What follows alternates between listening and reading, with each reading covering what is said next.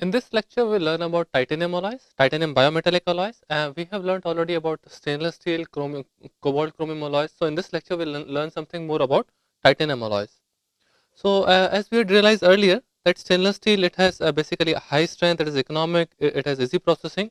But the problem mainly with the stainless steel was that it has very poor corrosion resistance. So, that's the reason we went on to the cobalt chromium alloys, and there we realized that oh, it has very good strength, it has high corrosion resistance, but the problem is it is very costly and still it has very high modulus. So if a material has very high modulus, then essentially what happens, the bone will start thinking, oh, it is I don't need to be here, and then it will start getting reabsorbed into the body. So that is the reason we want to come back to a material which has little lower modulus, and that thing is being sufficed by titanium alloys. So they provide a good combination of high strength, good corrosion resistance, low modulus. But the only problem with the titanium alloys is that they have very poor wear resistance. So to counteract the poor wear resistance, generally titanium alloys, they need to be supplied with some sort of a surface coating. So surface coating, they take care of the wear part, so they tend to enhance the surface wear resistance of the titanium implant. At the same time, we can also apply some sort of a coating which is much more biocompatible in nature. So then titanium alloy which has very poor wear resistance, and then we can also apply some sort of a coating which can assist some bone integration onto its surface. So that coating can be more of ceramic in nature, such as hydroxyapatite, and then once the coating of hydroxyapatite based ceramic is applied onto the titanium implant, then it can basically take care of the lower wear resistance of titanium, and it can impart much superior wear properties. Also, it can provide a base for cells to grow and get adhered and proliferate on the implant surface. There is one more problem with the titanium alloy, titanium 6 aluminum 4 vanadium, is that it has a metallic ion concentration, and that basically can tend to react, irritate, or induce some toxicity when it is released into the body. So in order to eliminate or to reduce the effects of this ion release into the body, again the sort of some ceramic coatings can also come for the rescue. And then ceramic coatings act as a barrier, and they don't allow the ions to flow easily from the implant surface to the surface of the material. And commonly the titanium alloys, they are the two very common titanium alloys which are predominant in the medical industry are commercially pure titanium, which is approximately 89.9% to 99.5% plus purity. So that has been widely utilized in the biomedical industry, as well as there is a combination of titanium with 6% aluminum and 4% vanadium. So it is also called Ti6Al4V. So it is also called Ti6-4 for easiness in the use. But these are the two very commonly used titanium alloys, which are utilized in the biomedical industry. Coming to the microstructure part of it, the pure titanium, it is basically hexagonal HCP face, and the face is called alpha face. So pure titanium appears more, it's a more of a single phase material, and it's a HCP. And owing to the limited HCP slip planes which are available in an HCP crystal, it has very limited processability in terms of it has very limited number of slip planes. So that is generally very difficult to process as such. Again, this particular titanium alloy is generally cold work to achieve grains in the order of 10 to 150 micrometer in size. So ideally, we can get a single phase structure in titanium alloy, and to basically induce much more strengthening, we go with the cold working part, and approximately 30% cold working is given to the titanium alloy in order to achieve grains which are to the order of 10 to 150 micrometer in diameter. And there can be addition of secondary interstitial into the titanium, and those can be either oxygen, nitrogen, or carbon. They go into the interstitial sites of the titanium, and from that we can have a various combination. There are certain grades which basically differentiate the titanium alloy. They go from grade 1, grade 2, grade 3, grade 4, depending on the oxygen content into the titanium alloy. Oxygen, it can be from 0.1 to 0.4 weight%. Nitrogen can be approximately 0.058% maximum, and carbon can be up to 0.08 weight% into the titanium alloy. Basically, the function of all these interstitial is so that we can achieve interstitial solid solution strengthening. So we can see that once the carbon or oxygen or nitrogen they are in the interstitial site, basically they induce solid solution strengthening of the titanium alloy. And it has also been observed by researchers that nitrogen shows approximately double the effect of either oxygen or carbon. So if we have nitrogen sitting in the interstitial, it will provide much more strengthening effect in comparison to that of uh, our oxygen and carbon. And but at the same time, we can add maximum nitrogen of around 0.05 weight%. So this is the overall effect of the interstitial, that oxygen, carbon and nitrogen, they go and sit in the interstitial sites, and nitrogen shows approximately double the effect of oxygen or carbon to provide strengthening or the solid solution strengthening, interstitial solid solution strengthening. And oxygen is also very predominant in terms of enhancing the mechanical properties. Like if we increase the oxygen content from 0.18 to 0.4%, the yield strength will increase dramatically from 170 to 475 MPa. So approximately more than 2.5 times improvement it can show in the yield strength just by doubling the oxygen content. So that is the approximate sort of dependence of oxygen content in the interstitial. So once we have titanium, if we start inducing oxygen to a larger percentage, it will enhance the yield strength. At the same time, if we increase the oxygen content from 0.085 to around 0.27 weight%, we will also see an increase in the fatigue strength. So we see that fatigue strength is increasing approximately from 88 to 216. So it is also showing approximately if we increase the oxygen content approximate to double or triple, the same type of effect we can see in the fatigue strength as well. So we can realize that the oxygen content is very useful in terms of higher oxygen content is much useful in terms of increasing the yield strength, at the same time increasing the fatigue strength, because those sites act as some high energy regimes, and it becomes difficult for the slip to occur, and that basically provides increase in the yield strength or the fatigue strength of the particular titanium alloy. And the corrosion resistance comes in the titanium alloy because of the presence of this titanium oxide layer. So titanium oxide layer provides as a barrier for the surface to interact with the titanium implant, and this titanium oxide is responsible for rendering the corrosion resistance to the tissue level. Because of its similarity, it can allow the cells or tissues to grow on its surface without inducing any toxic effects. So that biological compatibility is available even at molecular scale or even at the tissue level, so that tissues find a very friendly environment on its on the titanium oxide surface, because it is no more titanium. Titanium is basically covered with a impervious layer of titanium oxide.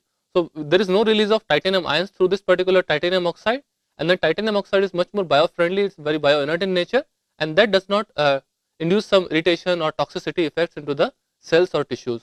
So cells and tissues find a very comfortable environment in terms of their adhesion, in terms of their growth, in terms of their proliferation. So that is the advantage we achieve from the titanium oxide layer, that it imparts much corrosion resistance even in the very severe body fluid environments, and again it can also impart much biological compatibility both at molecular level as well as the tissue level. And also researchers have found Casimo and Losma, they also found that titanium oxide it assists osseointegration, oral and maxillofacial implants. So that is also the thing which has been observed by the titanium oxide, that is much more bio-friendly in nature, and it allows osseointegration, oral and also at maxillofacial implants. Coming to the titanium alloy, generally the titanium itself is not that stronger in nature, so it also needs certain reinforcement, because titanium is a single phase material, and if we start making it dual phase material, so instead of having only alpha or the HCP phase, if we start inducing the secondary phase, we can also get strengthening from the secondary precipitate. Why? Because it will also impart the impediment to the dislocation motion. It can also generate some new slip systems which can be available for the slip to occur. So in that particular manner, it will enhance its ductility. So the processing part is basically enhanced. At the same time, the strength part can also get enhanced because of the dual phase microstructure. So in the titanium alloy, we have base as titanium, and generally this is called titanium, 6 aluminum and 4 vanadium. So we generally see aluminum between 5.5 to 6.5, vanadium between 3.5 to 4.5, and we have some secondary reinforcements as well, that can be iron, carbon, oxygen, and they also impart strengthening in terms of increasing either the yield strength or the fatigue strength. So that part also can be achieved from the interstitials such as carbon and oxygen. So and we can also have some other reinforcements which can go from iron, nickel, and so on. But overall, this titanium alloy, it is also called titanium 6 aluminum 4 vanadium. It is very popular material as a for the biomedical implant, as a biomedical implant material, and it consists of aluminum around 6% and vanadium of around 4%, and rest is around carbon, oxygen, and so on. Again, as I said earlier, the role of additions, they go on to titanium 6 aluminum 4 vanadium. It forms a dual phase microstructure. So alpha comes basically from the titanium part. At the same time, alpha is also being stabilized by aluminum. So aluminum also acts as a alpha stabilizer. It renders making HCP phase much more stable. But the presence of vanadium helps in forming a beta phase. So we see this titanium 6 aluminum 4 vanadium, it is a combination of alpha plus beta phase. So now instead of having a single phase, like in case of titanium, we had only single phase which was nothing but only alpha, and in this case we see that we have a dual microstructure. So we are seeing a kind of a dual microstructure out here, and in this case some certain pockets are only beta. So we can see this alpha plus beta. So we see this is beta and this is again alpha. So we see a dual phase microstructure which is basically assist us in terms of achieving even higher strengths and very high fatigue strength once we have a dual phase microstructure. So that is the advantage with achieving inducing the secondary alloys such as aluminum and vanadium to impart much more increase in the yield strength and the fatigue strength of a titanium alloy in itself. And one more thing which happens with the titanium 6 aluminum 4 vanadium is that once we heat it above 1000 degrees centigrade, we will see the formation of beta phase, because beta phase is stable at higher temperature. So once we go above 1000 degrees centigrade, we will see a microstructure which is full of beta. So we'll see 100% beta structure which forms once we heat this particular material above 1000 degrees centigrade, and once we start cooling it very slowly, then what will happen, that the material is basically being retained at very high temperature for very long time, and it cools down very slowly. So there is much more increase in the grain size. So that is a problem with the slower cooling, that we tend to see something called Widman-Staten structure. So in the Widman-Staten structure, we basically have a structure like this. I'll just draw it here. That we see a structure in which initially we will have only beta grains once it is heated at higher temperature. So in this case, we have greater than 1000 degrees centigrade. We see completely 100% beta, and as soon as we start cooling it down slowly, we'll see the increase in the grain size. So we'll see observe increased grain size, and after certain temperature below 1000 degrees centigrade, we'll see the nucleation of alpha phase as well. So in this particular case, we'll see bigger beta grains which were stable at more than 1000 degrees centigrade, and we see nucleation of alpha phase. So in this particular case, we had this larger beta grains, and in that we see a needle like secondary alpha phase.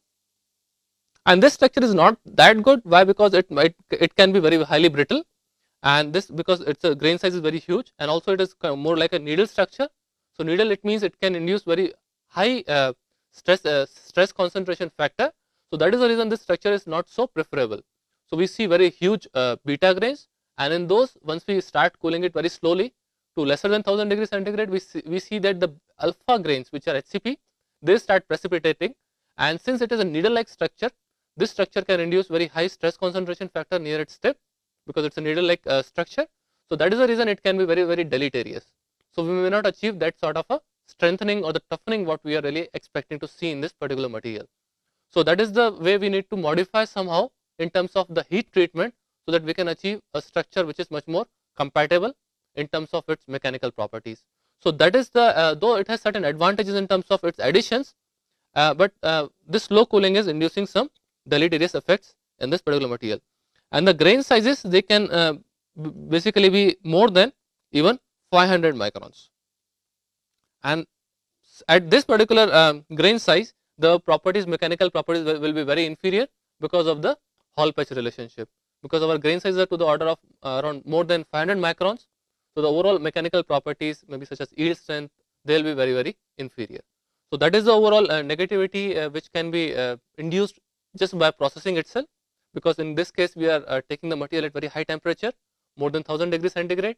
We are letting the beta to stabilize, and then we are allowing the alpha phase to form an equilibration. So we are doing a very slow cooling, and because of that we see that the grain size have extended to very huge extent. Maybe they have gone up to more than 500 microns, and then this particular nucleation will cause HCP phase to form, which is nothing but alpha, which is again more like a needle like structure, and that is inducing this negative effect.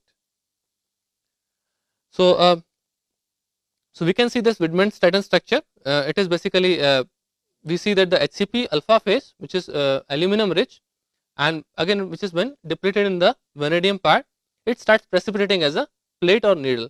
So we see that we had grains like this for the beta,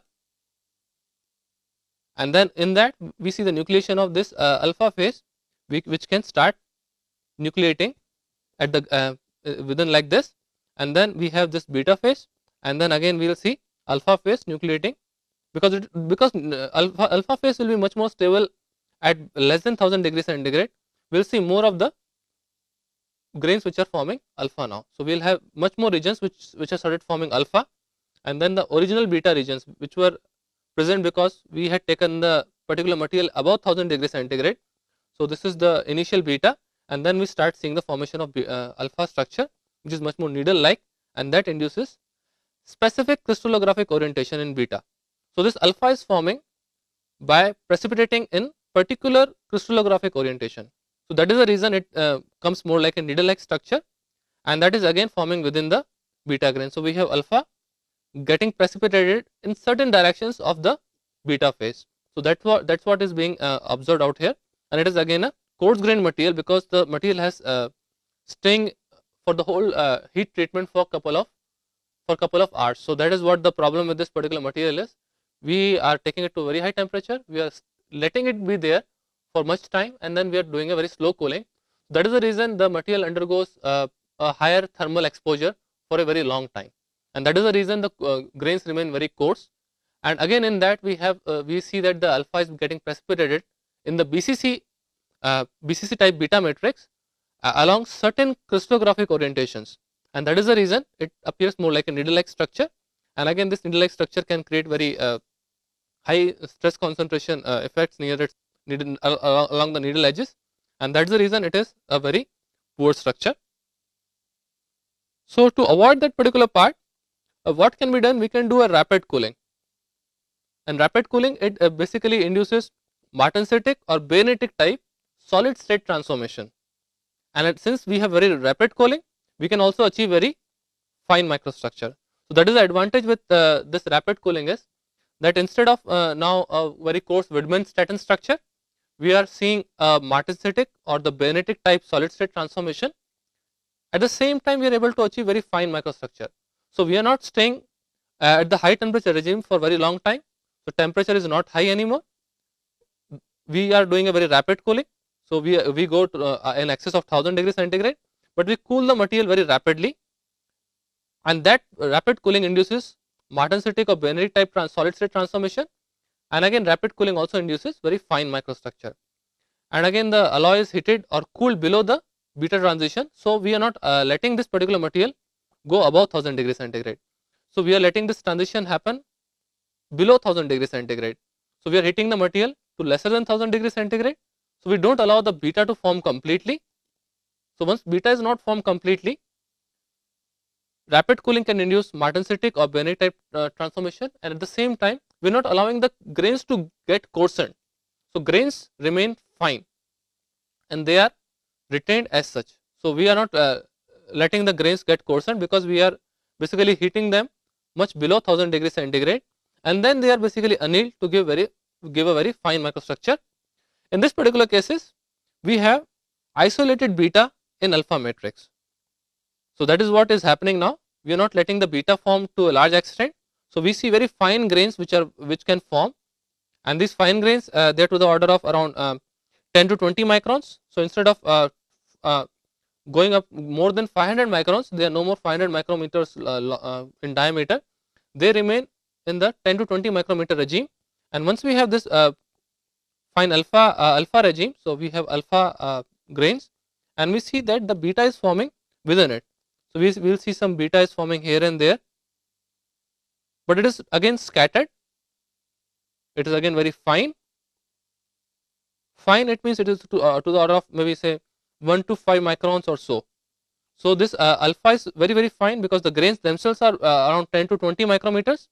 So the so the beta, which is basically getting nucleated at high temperature, is again very fine, and it is scattered throughout. So we see a very homogeneous structure. Homogeneous, again very fine or very refined structure, and grains are to the order of 10 to 20 micrometers in diameter. So these are the certain advantages what we are getting from here, that we are letting the material heat, but not above 1000 degrees centigrade. We keep the material lower than 1000 degrees centigrade, and then we do annealing or rapid cooling. And rapid cooling is basically retaining those fine alpha grains, and we see some precipitation of the beta grains within the alpha grains. So we have alpha grains now in the order of 10 to 20 micrometers, and then beta is getting precipitated here and there, and again the size of beta precipitated is again couple of microns. So overall what we get is very uniform structure, a very nicely dispersed beta in the alpha matrix, and now we don't have any segregation or Widman structure anymore, and the grains themselves have now limited size of around 10 to 20 micrometers.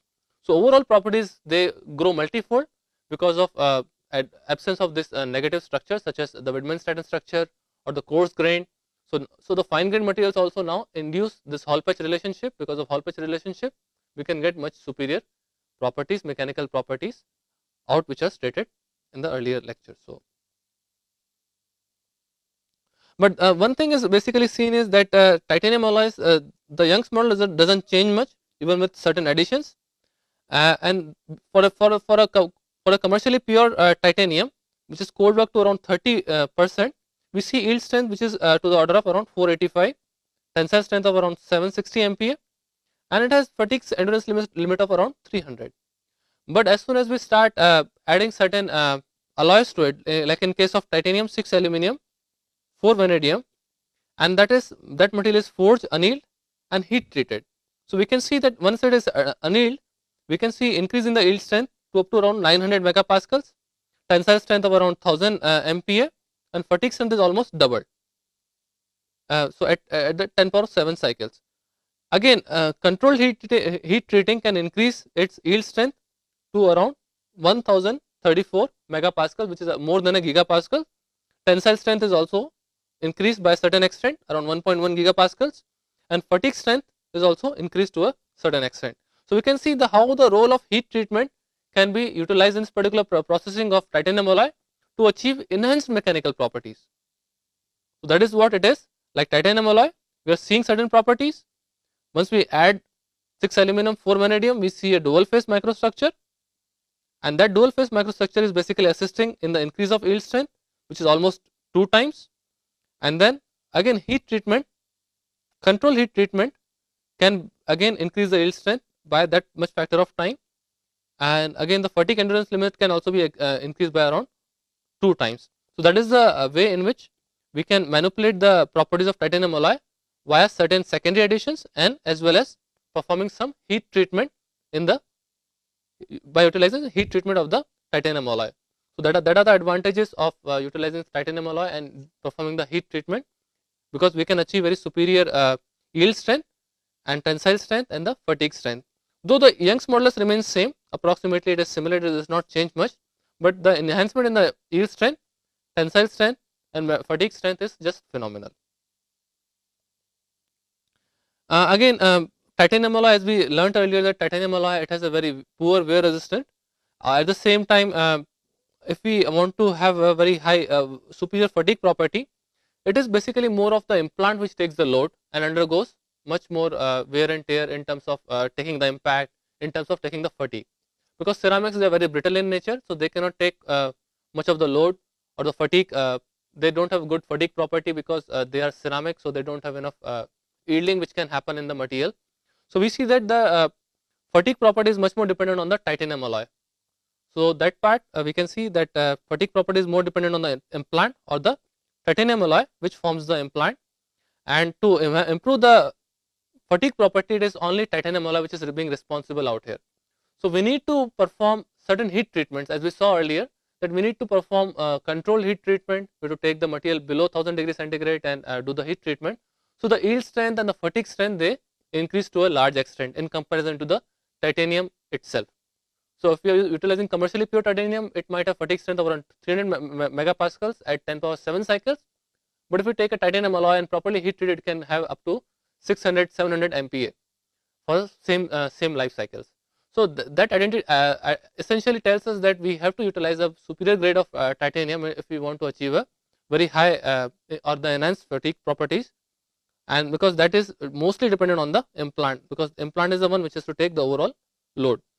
And secondly, there is some more term called porosity, and it is more dependent on the coating part, because porosity essentially allows us to select what is the manner in which the surrounding environment of the body will interact with the implant material.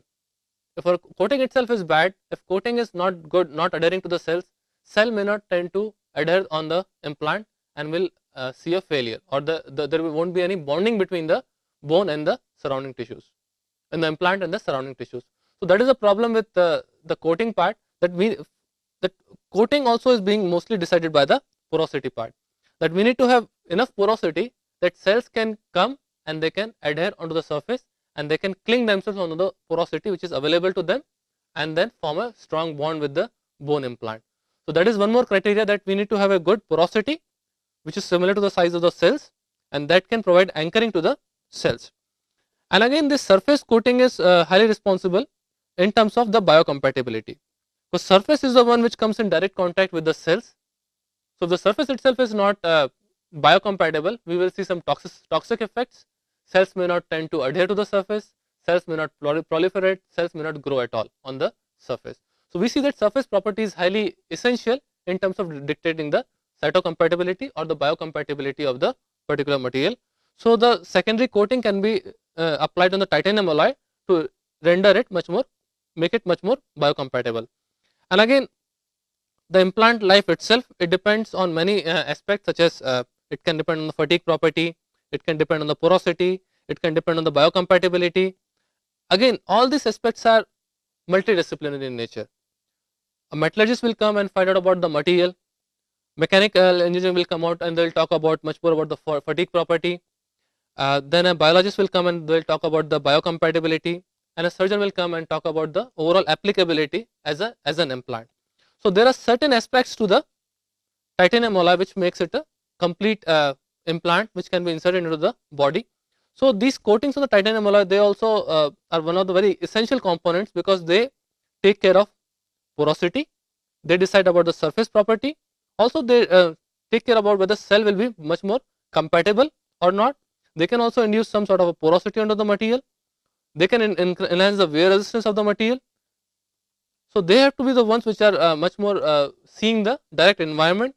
So the coatings are one of the very essential components of the implant as such. So this overall study of making a particular alloy as an implant, it is interdisciplinary in nature. So that what is the underlying part, that all these aspects should be taken or considered at once, so that we can find out the viability of using a particular material as a body implant. So it is highly interdisciplinary in nature, because we can see various aspects of this titanium implant are basically being considered. One can be fatigue property, or the yield strength, which will decide the overall life, or the fatigue one material can withstand. Coming to its biocompatibility part, that whether the material itself is biocompatible or not. So we need to impart certain coating to it, seeing about the wear resistance to it, seeing about the corrosion resistance. So again, we need some sort of coatings which can be applied onto this particular material. Then coming on to the compatibility part of whether it is viable in terms of either whether cells can really cling on to it or not, or seeing about its biocompatibility, and seeing about the mechanical part, whether the fracture will occur prolonged or it will come very shortly. So those all parts are make this particular study interdisciplinary in nature, and that's what makes it much more complicated. And now coming to the wear of implants. Uh, so seeing all that part that it is multidisciplinary in nature, so wear is also one of the very essential components of designing an implant, because any two joints which are lying nearby, they will tend to wear out with time, because if there is some movement between the two, obviously the material will undergo some sort of a wear. Like we have acetabular cups and we have a ball and socket joint. So in that we can see a overlay between a metallic surface and a polymeric or a ceramic surface. So once we have two dissimilar metals which are being closer to one another, we see there will be some, definitely there will be some wear onto the particular interface. So again, wear of metallic implants is one of the very serious concerns, because once it starts releasing some debris onto while it is getting abraded or getting worn out, so that those ions will start getting released into the body. And again, this wear will occur at the different joints of the human body. And once it is being implanted into the body, there is hardly any control. So all those debris which is being generated, that is trying to accumulate somewhere. So those are being just released into the blood, and that's it. We don't have any control after that. So we need to have a material which will have very superior wear resistance once it is being implanted into the body. So we need to see that wherever two similar or dissimilar metals are coming in contact, we design it so nicely that we can reduce either the corrosion resistance, or we can increase the corrosion resistance, or we can reduce the wear resistance of those, or enhance the wear resistance of those particular implants. Like in case of a typical hip prosthesis, we see that a metallic stent is now attached to a ceramic ball. So because of the interface between the ceramic ball and the metallic stent, we and there is some relative movement between the ceramic ball, and again it is moving either in the polymeric acetabular cup, or we can see that a ball is made up of some material like stainless steel or something, or it can be titanium implant, and then we have over that we have a kind of a polymeric liner or a ceramic liner. And basically between the metallic and ceramic interface, we can see much more of fretting wear. So that fretting wear can easily be causing some loosening of the implant.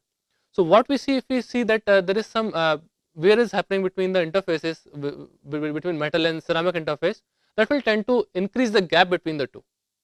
So once we see there is some debris which is being released, or there is some gap which is being generated, obviously it will lead to the loosening of the implant, and we'll need a resurgery to insert that implant back into the body and basically do one more surgery. So that particular material has failed because of poor wear resistance. So that is what is highly essential part, highly critical part in terms of increasing its mechanical property and improving its wear resistance. And coming back to one more important property of this titanium alloys, about its corrosion resistance. So corrosion of titanium alloys is also one of the very critical parts, because like generally we utilize titanium alloy, which generally tend to be good corrosion resistant because of the formation of TiO2 layer on its surface. So there is a group of Sprayano which have characterized a sample of titanium 6 aluminum 7 niobium alloy, and with surfaces which were presented to a different chemical and mechanical states, and from that they have found that that titanium 6 aluminum 7 niobium, it presents a bioactive ability and good corrosion resistance only after a appropriate surface treatment. So only when surface treatment is so nicely given to it, in terms of having improved corrosion resistance, in terms of having a good biocompatible surface, in terms of having enough porosity on the surface, in terms of utilizing proper wear resistance, corrosion resistance, at the same time having it much more biocompatibility, so that it can take the overall aspect of its compatibility with the as an implant. And so it basically consists of two steps, that first of all is chemical etching and then an heat treatment. So it needs to have some sort of a chemical treatment as well, plus some heat treatment, so that it can attain superior yield strength, superior tensile strength. At the same time, it can achieve a good microstructure, so that the overall corrosion resistance is improved and overall bioactivity is also improved. So that is what the overall study which was carried out by the Sprayano, that only after an appropriate surface treatment is given. Why? Because surface treatment is so important, because surface is the one which will come in contact with the material. So once an implant is inserted into the body, it is only the surface which comes in direct contact with the material. So it needs to be very compatible with the surrounding in terms of imparting a good corrosion resistance, in terms of letting the cells stick onto itself, letting the cells grow on itself and proliferate to form certain networks with itself. So that is what the overall study which was carried out by the Spriano. There is one more group of Chobe which have utilized for founding the corrosion behavior of titanium based alloys. So they have taken couple of alloys such as titanium 6 aluminum 4 vanadium, titanium 6 aluminum 4 niobium, titanium 6 aluminum 4 Fe, titanium 5 aluminum 2.5 Fe. So they have taken couple of 4 different types of alloys, and they have basically found its behavior in the Hanks solution. So then they have compared what is the electrochemical and the corrosion behavior of all these alloys for different conditions. So that's what they have found out. And at the same time, they also have done fretting wear of the titanium based alloys. So fretting wear, basically it was done using 10 Newton load at 10 hertz and for a displacement distance of around 80 microns, and they have gone up to around 10,000 cycles, and all these studies were done under the simulated body fluid environment.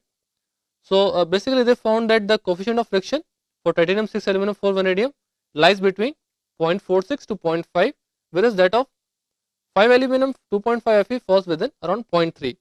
And they found that the major wear mechanism was tribomechanical abrasion, transfer layer formation, and basically cracking. So there are 3 steps to it. One is the tribomechanical abrasion, then the transfer layer formation, and then finally the cracking. And it also tells that the coefficient of friction is very high for commercially pure titanium, which was to the order of 0.5, whereas it decreases in titanium 6 aluminum 4 vanadium marginally. It showed a variance from 0.46 to around 0.5, and again titanium 13 niobium 13 zirconium showed around 0.48, whereas titanium 5 aluminum 2.5 Fe showed around 0.3, and cobalt 28 chromium 6 molybdenum showed around 0.4 of coefficient of friction.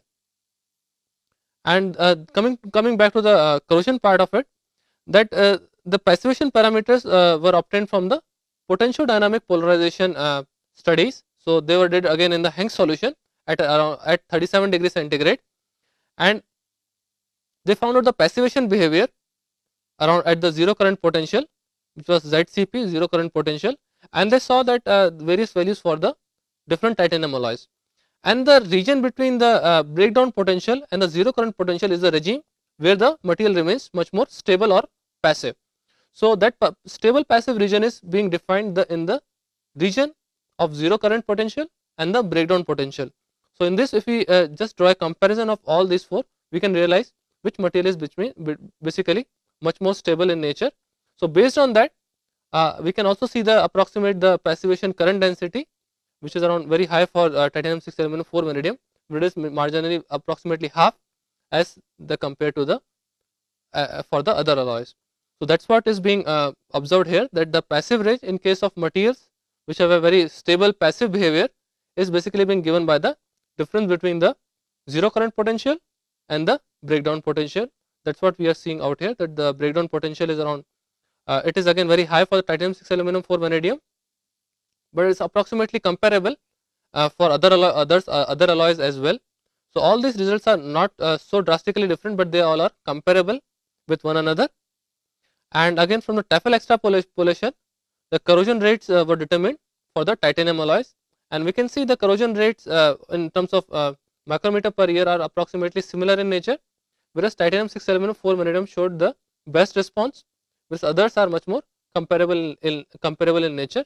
And those were done again in the Hanks solution at 37 degrees centigrade at a pH of 7.4, and all these parameters of zero current potential are being given here, and the cathodic and the anodic current potentials are given out here, and the corrosion current is also given out here. And the corrosion current was very high for titanium 6 aluminum 4 vanadium, and marginally followed by this titanium 6 5 aluminum 2.5 Fe, and then it was the least for the titanium 6 aluminum 4 vanadium.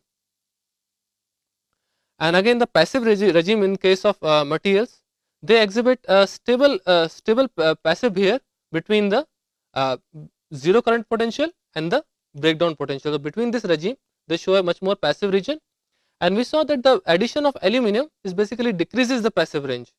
So we had titanium 6 aluminum 4 vanadium.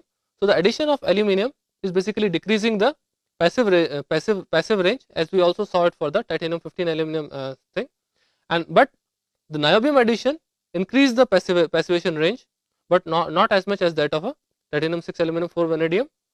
And again, all the corrosion rates for all these materials which we saw earlier, whether it was titanium 6 aluminum 4 vanadium, 6 aluminum 4 Fe, or 5 aluminum 2.5 Fe, or 6 aluminum 4 niobium, they were all comparable, as we saw earlier that the corrosion rates are basically given out here, and they are not so drastically different in terms of around 0.5 to 1.5 micrometer per year.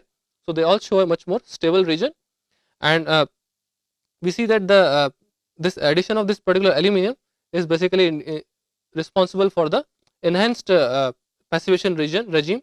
Like all these are showing much more vast passivation regime out here. So that is what is being the role of aluminum. That aluminum is basically deteriorating the passive regime, whereas niobium is trending to increase the passivation regime, as we can see in this previous case, that once we start adding the niobium out here, we can see much more difference between the two regimes out here. So overall, we see that the corrosion rates are not so different for all these materials, even when we are adding certain iron to it, and they also clearly reveal that the stable passive polarization behavior is existent between zero corrosion potential as well as the breakdown potential. So coming back to the titanium alloy, the overall gist of it, the titanium alloy, they are mostly HCP in nature, and then we tend to add alloying elements such as aluminum, which is again a HCP stabilizer or the alpha phase stabilizer, and then we add vanadium, which is a beta phase stabilizer or the BCC stabilizer. So there are two ways we can synthesize this particular material. We can heat it above 1000 degrees centigrade and let the material cool slowly, but that tends to form very huge grains, or they tend to precipitate alpha in the beta grains, and beta grains are very coarse in nature, and from that we can get a Wittmann-Staden structure. But since the grains have grown to a large extent, as well as we are getting a very needle kind of a structure, this overall microstructure doesn't appear good, and then it generally shows a very poor strength. So to avoid that particular part, we take the material to lesser than 1000 degrees centigrade and we let the alpha dominate in this particular regime, and then we see certain nucleation of this beta precipitate, which is again BCC in nature. So we see very fine grained structure with very nicely dispersed beta in that. So that essentially gives a two-phase microstructure, which is very fine microstructure, 10 to 20 microns with beta of around 1 to around 5 microns in size. So that gives a very uniformly dispersed microstructure, and that is superior in its mechanical properties in terms of yield strength and in terms of its fatigue strength. So what we can see is that heat treatment is very essential or key component in terms of altering the mechanical properties. So we can increase the fatigue strength by order of by approximately 2 times once we do a controlled heat treatment to the particular material. At the same time, we realize that the surface coating is also one of the very key components, because surface is the one which comes in direct contact with the body environment. So we see that we need to have a very good wear resistance, we need to have a corrosion resistance. At the same time, coating should be biocompatible enough. So some coatings can also be applied, the ceramic coatings can also be applied. Also, we can also do certain treatment, chemical treatments to it, to the surface of titanium, so that it becomes much more compatible with the body, and then cells can really start growing onto them. So that is also one more key feature of utilizing titanium implants, that we can make use of the titanium oxide which grows on the surface, and then make it chemically active, and then also treat it thermally, so we can achieve a very good biocompatible surface out here. And we also realize that the aluminum tends to decrease the passivation region, whereas the niobium tends to increase it to a little extent, and that is what the overall corrosion and wear behavior of this titanium alloy and titanium 6 aluminum 4 vanadium alloy is. So basically I end my lecture here. Thanks a lot.